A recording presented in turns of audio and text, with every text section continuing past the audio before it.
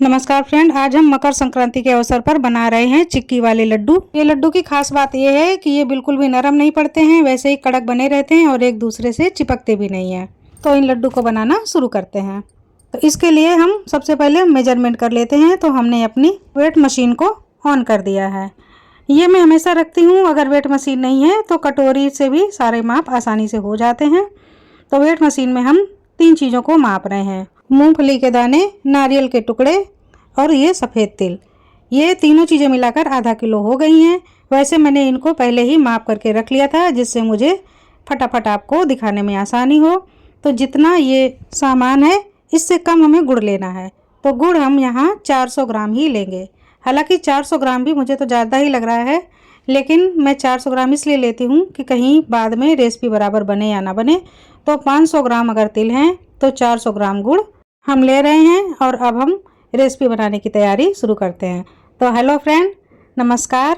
ये देखिए मैंने तिल को डाल दिया है। हालांकि ये बिल्कुल साफ़ सुथरे तिल हैं, पर फिर भी एक बार नज़र दौड़ा लेते हैं। कोई गंदगी होगी तो हम इन्हें निकाल देंगे। तो एक एक करके हम जैसे गांव में साफ़ किया करते थे, हमारी मम्मी हमसे ऐसे ही साफ़ करवाती थी। थोड़े थोड़े आगे लेती थी, बोलती थी एक एक दाने को चेक करो, देखो छोटा सा पत्थर चला जाता है तो सब रेसिपी ख़राब हो जाती है। तो मैं मम्मी के तरीके से ही हमेशा काम करते रहती हूँ, मुझे वही आदत पड़ गई है। तो अब तो मम्मी का तरीका ही मेरा तरीका बन गया है।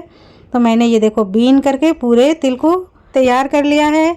और अब मैं दूसरी थाली लेती हूँ, इसमें मैं फटक के भी देख रही हूँ कि अब कोई इससे भी ज़्यादा बारीक या कुछ भी हल्की फुल्की गंदगी होगी तो वो भी निकल आएगी। नहीं तो मेरी मम्मी जब मेरा वीडियो देखेंगी तो बोलेंगी तुमने तिल को फटका ही नहीं था, तुमने तिल को छाना ही नहीं था।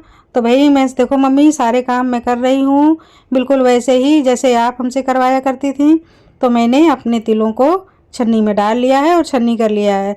और मम्मी इधर देखो कुछ भी गंदगी नहीं निकल रही है, लेकिन आप मानेंगे नहीं, इसके लिए मैं आपको दिखाने के लिए स्पेशल सारे काम कर रही हूँ।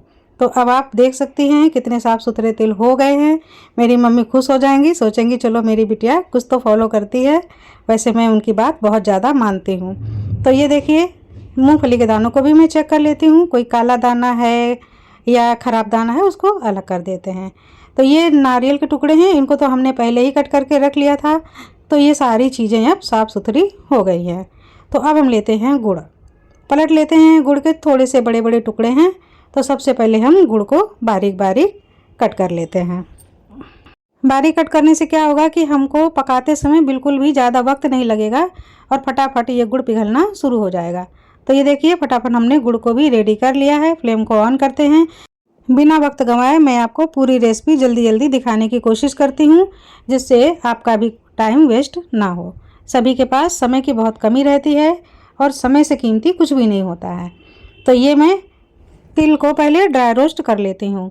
तो धीमी आंच पर ही तिल को ड्राई रोस्ट करना है और तब तक करना है जब तक कि इसमें एक गोलापन ना आ जाए, ये थोड़े से फूल ना जाए और इनमें पटपट की आवाज़ ना आने लगे।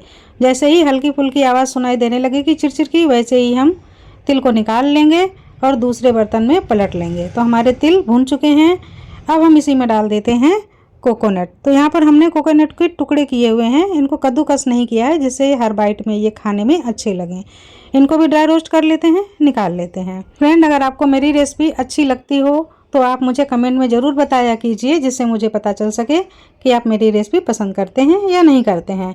और ये देखिए अब मैंने डाल दिए हैं मूंगफली के दाने। इनको भी हमें ड्राई रोस्ट ही करना है और इनको भी तब तक ही करना है जब तक इनका कलर ना चेंज हो जाए या इनमें क्रैक ना आ जाए। तो अच्छा खासा क्रैक आ जाता है तब हम मूंगफली के दाने को निकाल लेंगे। तो अब ये भून चुके हैं, इनको निकाल कर एक बर्तन में डालते हैं। थोड़ी देर हम ठंडा करेंगे और जब तक हमारे मूंगफली के दाने ठंडे हो रहे हैं तब तक हम फिर से फ्लेम को ऑन कर देते हैं। इसी पैन को वापस चढ़ा देते हैं। अब हम डालेंगे 2 से 3 टेबल स्पून घी। तो आधा किलो से थोड़ा ही कम है, इसके लिए हम 2 टेबल स्पून पूरा घी डाल रहे हैं। अब इसी में हम डाल देते हैं बारीक किया हुआ गुड़। पानी बिल्कुल भी नहीं डालेंगे और घी के साथ गुड़ को हम पकाना शुरू करते हैं। और ये सारे काम हमें स्लो फ्लेम पर करने हैं। धीरे धीरे आप देखेंगे कि गुड़ मेल्ट होना शुरू हो गया है। तो इधर हमारा गुड़ पक रहा है, तब तक हमें मूंगफली के दानों को भी तैयार करना है। तो एक तरफ मैं मूंगफली के दानों को भी छिलके अलग करते जा रही हूँ और इस तरह से हमें हाथों से छिलके अलग कर लेने हैं। बिल्कुल आसानी से अलग हो जाएंगे। इसमें बिल्कुल भी मेहनत नहीं पड़ेगी, बस इनको ठंडा करने की ज़रूरत है। तो ये देखिए इसी तरह से हमने बार बार रगड़ रगड़ कर सारे छिलके अलग कर लिए हैं। अब ये सिर्फ दाने बचे हैं। तो इन दानों को हम चाहें तो फटक कर निकाल सकते हैं। हमको तो फटकना आता है, मम्मी ने बहुत अच्छे से सिखाया हुआ था। लेकिन जिसको नहीं आता है वो इस तरीके से एक झारा ले ले, जो पूड़ी वगैरह निकालने के लिए होता है, उसके ऊपर सारे दाने डाल दे और हाथों से मसल लें और हिला लें। तो ऐसे जब आप हिलाएंगे तो दाने दाने ऊपर रह जाएंगे और जो छिलके हैं वो बिल्कुल आसानी से नीचे चले जाएंगे। बिल्कुल भी छिलके मूंगफली के दाने में नहीं बचेंगे। तो आप ये देखिए सारे छिलके अलग हो गए हैं। बहुत अच्छी ट्रिक है ना। और ये तो अब हमारा काम आसान हो गया है। तो इधर हम गुड़ को देख लेते हैं। ये अभी ज़्यादा नहीं पिघला है। ऐसे ही हमें गुड़ को लगातार हिलाते हुए पकाना है। और इधर हमारे जो मूंगफली के दाने हैं इनको हम थोड़ा थोड़ा अलग अलग करेंगे, क्योंकि कोई दाने जुड़े हुए हैं। तो हमने ये पत्थर ले लिया है, ये हमारा सिल वाला पत्थर है। इसके ऊपर से ऐसे करके हम चलाएंगे। अगर मिक्सर में डाल दिया तो ये पाउडर बनने लग जाएगा। तो इस तरह से बढ़िया टुकड़े अलग अलग हो जाएंगे। अब कोई भी मूंगफली का दाना पूरी तरह से जुड़ा हुआ नहीं रहेगा। इधर हमारा गुड़ भी अच्छा खासा पक रहा है, लेकिन अभी इसको चिक्की के फॉर्म में आने में बहुत टाइम है। इसी तरह से धीमे धीमी आंच में पकाते रहना है। धीरे धीरे आप देखेंगे कि गुड़ का कलर डार्क होता चला जा रहा है। ये देखिए कितना बढ़िया डार्क कलर हो गया है और बहुत अच्छी गुड़ की खुशबू भी उड़कर आ रही है। तो इसी तरह से हम लगातार पकाएंगे और जैसे ही गुड़ चॉकलेटी कलर का होने लग जाएगा वैसे ही हम पानी में डाल डाल कर देखते जाएंगे। तो इसकी हम गोटी देख लेते हैं। इसको हमारे यहाँ गोटी चेक करना बोलते हैं। ऐसे तो ये गोटी काफ़ी हार्ड हो गई है, तो हाथ में लेते ही एकदम से हार्ड हो गई है, लेकिन तोड़ रहे हैं तो थोड़ा सा तार निकल रहा है।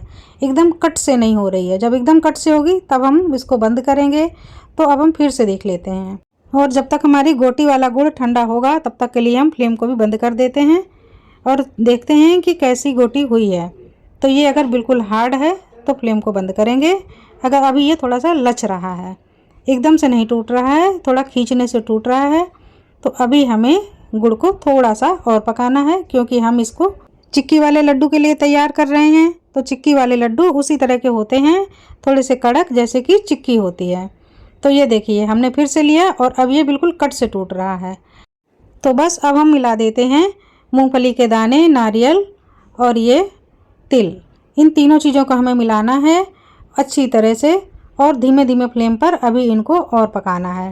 तो थोड़ी सी गोटी हमारी और हार्ड हो जाएगी, इसलिए हम फ्लेम को ऑन कर देते हैं। बीच में हमने फ्लेम इसीलिए बंद किया था कि कहीं ज़्यादा हार्ड ना हो जाए।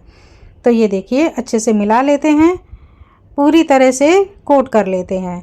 तो सारे तिल, मूंगफली के दाने, नारियल अच्छी तरह से कोट हो गए हैं। आप चाहें तो कद्दूकस करके भी नारियल डाल सकते हैं, हमने टुकड़े में लिया हुआ है। और अच्छी तरह से कोट करने के बाद हम पैन को उतारते हैं नीचे और हिला हिला कर ठंडा करते हैं। तो आप देख सकते हैं ठंडा होने के साथ ही गुड़ गाढ़ा हो गया है, काफ़ी सूखा सूखा सा हो गया है।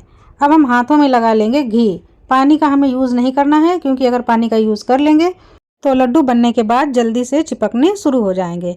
तो इस तरह से हम हाथों से लड्डू बनाते जाएंगे। हल्का गुनगुना बैटर रहे उसी समय हमें लड्डू बनाना है। ये काम थोड़ा जल्दी जल्दी ही करना है। जैसे जैसे गुड़ ठंडा होता चला जाएगा वैसे वैसे बैटर भी हार्ड होता चला जाएगा और लड्डू बनाने में कठिनाई होगी। तो बहुत जल्दी जल्दी लड्डू बनाएं, जितने जल्दी बना सकें। फ्रेंड, आप अपने घर में जब लड्डू बनाते हैं तो आप कितना गुड़ की मात्रा और कितने तिल की मात्रा रखती हैं, आप मेरे साथ अपना भी रेसिपी शेयर किया कीजिए। तो मुझे अच्छा लगता है और मुझे सीखने का बहुत शौक़ रहता है, तो कुछ मुझे नया सीखने को भी मिलता है। काफ़ी गर्म है, बार बार मैं लड्डू बना रही हूँ तो हाथों को बिल्कुल भी ठंडक नहीं मिल पा रही है, तो थोड़ा जल सा रहा है। लेकिन ऐसे ही समय में हमें लड्डू बनाना है। अगर ये हार्ड हो गए तब तो बनाने से रहे। और अगर आपको चिक्की बनानी है तो इसी बैटर को थाली में घी लगाकर डाल दीजिए और फैला लीजिए, या नीचे प्लेटफार्म पर, और आराम से इनको उसी समय काट लीजिए जिस समय आप फैलाएं। ठंडा होने के बाद कटेंगे भी नहीं तो पीस भी निकल जाएंगे। मैं पीस नहीं, मैं लड्डू बना रही हूँ, क्योंकि मकर संक्रांति पर लड्डू खाए जाते हैं, लड्डू दान किए जाते हैं। तो लड्डू का महत्व ज़्यादा है। चिक्की भी साथ में मैं बनाऊँगी, तो चिक्की मैं कुछ अलग तरह से बनाऊँगी। तो ये देखिए मैं फटाफट लड्डू बना रही हूँ।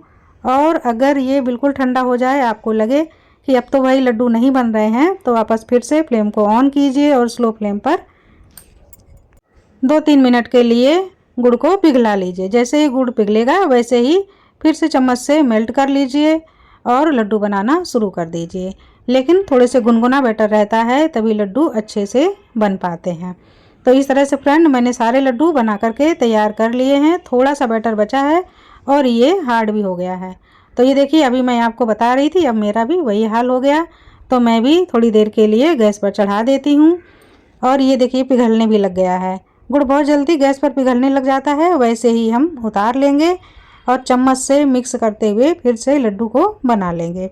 तब आसानी से डो उठ रहा है और इसी तरह से सारे लड्डू बना करके हमें तैयार कर लेने हैं। ये देखिए, दबा दबा कर मैंने इनको शेप भी दे दिया है और सारे लड्डू मैंने इसी तरह से बनाकर तैयार कर लिए हैं। तो ये देखिए कितने बढ़िया लड्डू बने हैं। इनको अभी हम एक दूसरे से अलग कर लेते हैं। हालांकि ये बाद में भी अलग हो जाएंगे, लेकिन हम अभी अलग कर लेते हैं और अलग करके एक दूसरे में मिला देते हैं। अब ये ठंडे हो जाएंगे, अब ये नहीं चिपकेंगे, गरम गरम ही एक दूसरे से चिपक जाते हैं। तो अब हम क्या करेंगे, ऊपर से कोकोनट का बुरादा डाल देंगे और अच्छे से हम मिला लेते हैं। तो ऐसा करने से ये बिल्कुल भी चिपकेंगे नहीं। आराम से आप इनको डब्बे में भर के रख सकते हैं और खा सकते हैं। हालांकि ये 15-20 दिन तक बिल्कुल भी नहीं चिपकेंगे, लेकिन इतने दिन ये कहाँ चलने वाले हैं। तो बाय बाय फ्रेंड, इनको डब्बे में भरती हूँ। और अगर आपको मेरी रेसिपी पसंद आए तो लाइक, कमेंट और शेयर ज़रूर कीजिए और जुड़िए अंजना दीक्षित की आसान रेसिपी से। नमस्कार।